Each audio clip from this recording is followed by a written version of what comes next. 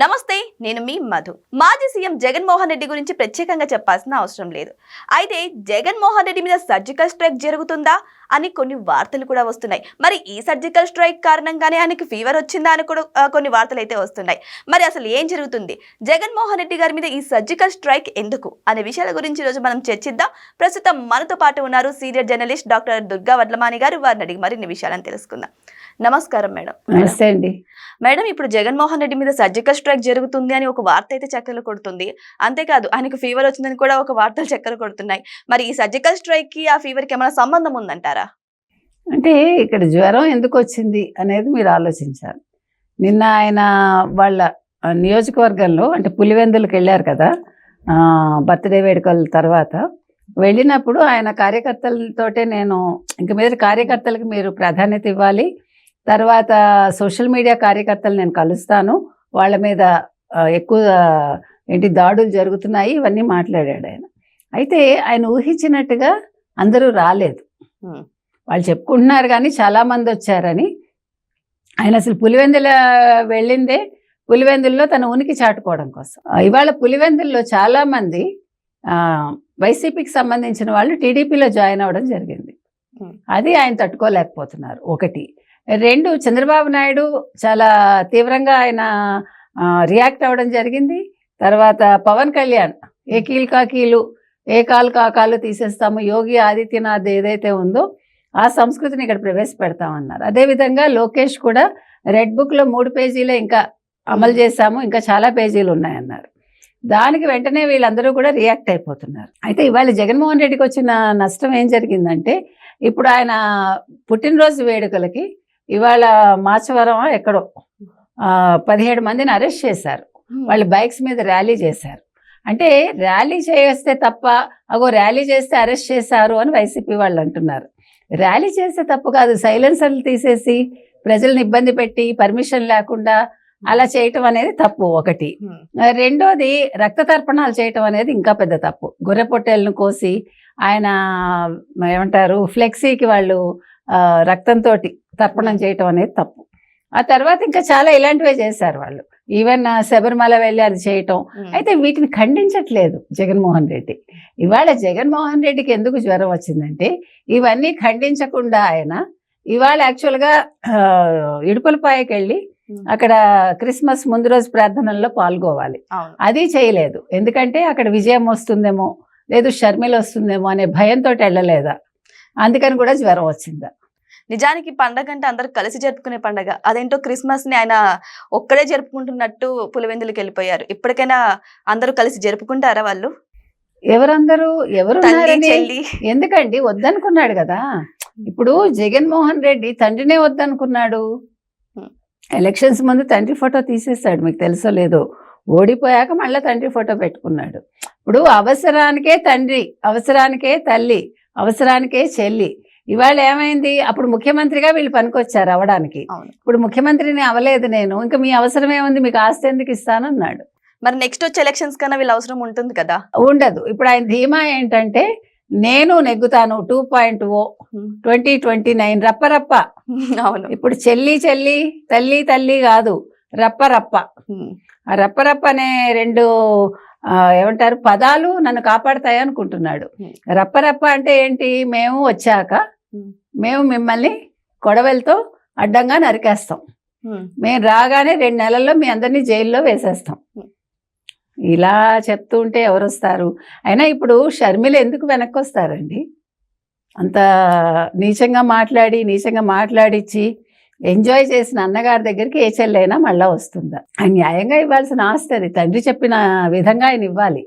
అంటే వీళ్ళు సమానత్వాలు మాట్లాడతారు కదా, ఆడవాళ్ళంటే ఎలా ఉంటారో చూడండి. ఈయన ముఖ్యమంత్రిగా పనిచేశాడు. లాస్ట్ టైం లోకేష్ గారు రెడ్ బుక్ అని ఓపెన్ చేశారు. వైసీపీ హయాంలో ఎంతమంది దాడుల బారిన పడ్డారో వాళ్ళందరి పేర్లు కూడా రాసుకున్నారు రెడ్ బుక్ లో లోకేష్ గారు, ఎవరి వల్ల దాడులు జరిగాయి అనేది. ఇప్పుడు జగన్మోహన్ రెడ్డి కూడా డిజిటల్ బుక్ ఓపెన్ చేశారు కదా, దానివల్ల యూజ్ ఉందంటారా? డిజిటల్ బుక్ లో మీకు తెలుసా ఎవరి పేర్లు నమోదయ్యాయో? తెలీదా? ఫస్ట్ ఎవరెవరు దాడులు చేశారో వైసీపీ వాళ్ళు ఒక రజనీ పేరు. అవును, ఫస్ట్ రజనీ పేరు వచ్చింది కదా. జగన్మోహన్ రెడ్డి పేరు కూడా ఉంది. ఎందుకని? మరి చెల్లి మీద దాడి చేయించాడు కదా. ఆయన బుక్ లో ఆయన పేరు. ఆయన పేరే ఉంది. మరి ఇంకెవరి మీద డిజిటల్ బుక్ ఓపెన్ చేస్తాడు? తన మీద తను ఓపెన్ చేసుకోవాలి. మేము వస్తే డిజిటల్ బుక్ ఓపెన్ చేస్తా ఉంటున్నాడు. పాప ఆయనకి గుర్తు లేదో లేకపోతే ఆయన మర్చిపోయాడు. అయ్యో నేను డిజిటల్ బుక్ ఓపెన్ చేస్తే ముందు రజనీని అరెస్ట్ చేయించాలి, డిజిటల్ బుక్ ఓపెన్ చేస్తే రోజాని అరెస్ట్ చేయించాలి, డిజిటల్ బుక్ ఓపెన్ చేస్తే శ్యామలాని అరెస్ట్ చేయించాలి, వీళ్ళందరికంటే ముందు నన్ను నేను అరెస్ట్ చేసుకోవాలనే సంగతి గుర్తు రావట్లేదు. అందుకని అమాయకంగా మాట్లాడుతున్నాడా, అతి తెలివిగా మాట్లాడుతున్నాడా ఆయనకు తెలియాలి. సరే, ఏ తెలివితేటలైనా ఇవాళ భయంతో పులివెందుల్లో ముసుగు తన్ని పడుకున్నాడు. కాబట్టి నేను చెప్పేది ఏంటంటే వాళ్ళ కార్యకర్తలకి, మీరు జగన్మోహన్ రెడ్డిని నమ్ముకుని రప్పరప్ప అంటూ ఆయుధాలు పట్టుకుని తిరక్కండి, కొడవాళ్ళలో కత్తులో పట్టుకుని. తర్వాత ఆయన పుట్టినరోజుకి మీరెందుకు మీ డబ్బులు తగలేసుకుని, తర్వాత అజయ్ వర్మ అనేవాడు నిన్న ఆ మహిళని కడుపులో తన్నాడు కదా. ఇవాళ వాళ్ళ సోషల్ మీడియా ఏమంటుంది, అజయ్ వర్మ అసలు ఏంటి వైసీపీ వాడే కాదు, జనసేనకు చెందినవాడు, ఆయనకి ఏంటి పవన్ కళ్యాణ్తో ఫోటోలు ఉన్నాయి, పవన్ కళ్యాణ్ పేరు పచ్చపొడిపించుకున్నాడని. బుద్ధుందా, సిగ్గుందా అసలు వైసీపీకి? ఎందుకంటున్నానంటే అతను జనసేన వాడైతే ఇప్పుడు జగన్మోహన్ రెడ్డి బాలకృష్ణ అభిమాని, మీకు తెలుసు కదా.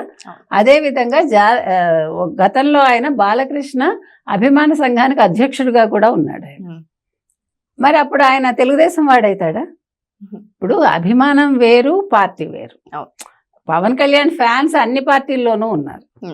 ఇప్పుడు కడుపులో తన్నేసరికి అతని మీద కేసులు పెడతారు, అతన్ని అరెస్ట్ చేస్తారు, అదేంటి యోగి ఆదిత్యనాథ్ చేసినట్టుగా చేస్తారనే భయంతో మీరు మా వాడు కాదు అంటున్నారు. గతంలో మీరు చాలా మందికి ఇలాగే చేశారు చెప్పాలంటే. అంటే జగన్మోహన్ రెడ్డికి కానీ వైసీపీకి కానీ తప్పు ఒప్పుకునే ధైర్యం లేదు. తప్పు చేసిన వాడిని మావాడు నా కోసం చేశాడని చెప్పే ధైర్యం కూడా లేదు. ఇతను నాయకుడు, మీకు అర్థమైందా? ఇలాంటి నాయకుల్ని ప్రజలు ఎన్నుకుంటారా? ఇప్పుడు కావాల్సింది ఏంటి మీకు? మీరు ఒక జననాయకుడిగా ఉండాలి అంటే మీరు మానవత్వంతో ఉండాలి. మీకు మానవత్వం ఎక్కడుంది? రప్పరప్ప తప్ప. కానీ ప్రజల కోసమే కదా ఆయన ఇప్పుడు మళ్ళీ కొత్త కొత్త హామీలు ఇస్తున్నారు. డిజిటల్ బుక్ ఓపెన్ చేశారు. ఇక పీపీపీ విధానాన్ని నేను మళ్ళీ వస్తే రద్దు చేస్తా అని చెప్పేశారు. మరి ప్రజల కోసం ఇన్ని హామీలు ఇస్తున్నప్పుడు మరి ఈ సర్జికల్ స్ట్రైక్ ఎందుకు అంటారు? ఈ సర్జికల్ స్ట్రైక్ ఎవడు చేయట్లేదు, ఆయన భయపడుతున్నాడు, ఆయన అనుకుంటున్నాడు. ఇప్పుడు నిన్న పులివెందులు వెళ్ళాడు కదా, సరే ఆయన పీపీపీ మోడల్కి వ్యతిరేకం. ఆయన 17 మెడికల్ కాలేజెస్ కట్టించాడు. పోనీ 17లో 7 మెడికల్ కాలేజెస్ కట్టించాడు. ఫస్ట్ పులివెందులు కట్టించాడు. నిన్న క్రిస్మస్ వేడుకలు ఎక్కడ చేసుకోవాలి? ఇవాళ ఆ కాలేజ్కి వెళ్ళి ఆ కాలేజ్ చూపించి, గో నేను కట్టించిన మెడికల్ కాలేజ్ ఇది, ఇవాళ ఇక్కడ క్రిస్మస్ వేడుకలు చేసుకుంటున్నాను అని చెప్పాలిగా. ఆ మెడికల్ కళాశాల వాళ్ళు కూడా ఆనందంగా ఆయన బర్త్డే వేడుకలు నిన్న ఆయన వచ్చాడు కాబట్టి కేక్ కట్ చేసి చేసుకోవాలిగా. మరి ఏది ఎందుకు జ్వరం వచ్చిందంటే ఇది కూడా కారణం. పులివెందుల మెడికల్ కళాశాల ఎక్కడ చూపించాల్సి వస్తుందో అని ఆయన భయంతో జ్వరం తెచ్చుకున్నాడు. ఇంకోటి ఏంటంటే, ఓ పక్క చంద్రబాబుని చూస్తే భయం, ఇంకో పక్క పవన్ కళ్యాణ్ చూస్తే భయం, మరో పక్క రెడ్ బుక్ తీసుకొచ్చిన లోకేష్ని చూస్తే భయం. అందుకని ఇన్ని భయాల మధ్య ఆయన జ్వరం తెచ్చుకున్నాడు. ఏదేమైనా సరే ఈ క్రిస్మస్ కైనా జగన్మోహన్ రెడ్డిలో మార్పు వస్తుందో లేదో, ఈ సర్జికల్ ఫీవర్ తగ్గుతుందో లేదో వెయిట్ చేసి చూద్దాం. Thank you so much madam. Thank you.